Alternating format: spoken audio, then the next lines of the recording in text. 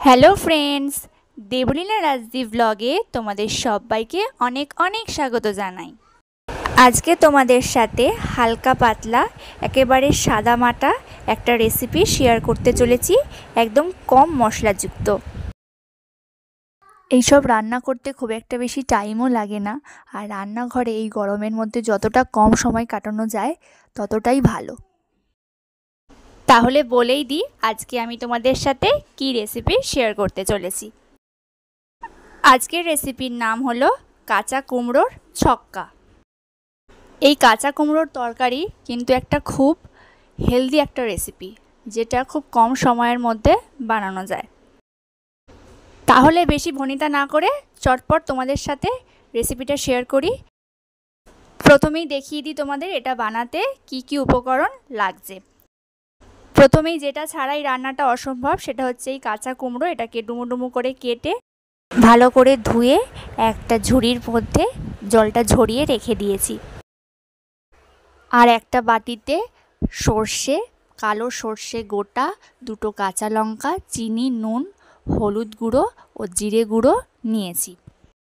আর নিয়েছি একটা শুকনো লঙ্কা। আমি এখানে ভুল করে লাল গুঁড়ো লঙ্কা নিয়েছিলাম। এই রান্নাটায় কিন্তু গুঁড়ো লঙ্কা লাগে না। তাহলে চলো রান্নাটা শুরু করা যাক। প্রথমেই গ্যাস জ্বালিয়ে নিয়েছি ও তাতে একটা কড়াই বসিয়ে নিয়েছি। এবার ওর মধ্যে বেশ অনেকটা পরিমাণে সর্ষের তেল দিয়ে দিলাম।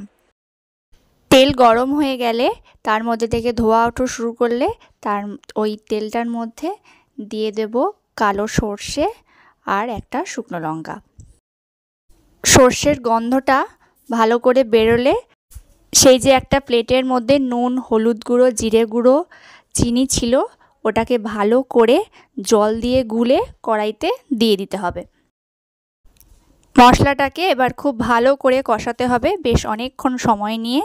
আর তোমরা এই হলুদ গুঁড়ো, জিরে গুঁড়োটা মানে সব মশলাটা তোমরা জল দিয়ে গুলেই দেবে। যদি জল ছাড়া দাও তাহলে মশলাটা পুরো পুড়ে যাবে আর রান্নাটা একেবারে খারাপ হয়ে যাবে। দেখো বন্ধুরা, আমি এখানে বেশ অনেকক্ষণ সময় ধরে মশলাটা কষিয়েছি। দেখো এবার কি সুন্দর একটা লালচে কালার এসছে। লালচে কালারটা আসার পরে সেই কেটে রাখা কুমড়োগুলোকে এক এক করে দিয়ে দিলাম কড়াইয়ের মধ্যে। কড়াইতে দেওয়ার পরে খুব ভালো করে খুন্তি দিয়ে নাড়াচাড়া করে নিতে হবে।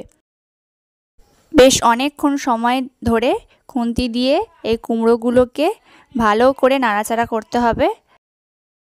এটা এমন একটা রেসিপি যেটা তুমি লুচি, পরোটা বা রুটি সব কিছু দিয়েই দুর্দান্ত লাগে খেতে।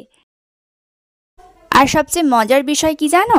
সবথেকে মজার বিষয় হলো যে এটা খুব কম সময়ের মধ্যে বানিয়ে ফেলা যায়। কারণ এখন গরম পড়ে গেছে, খুবই গরম পড়ে গেছে।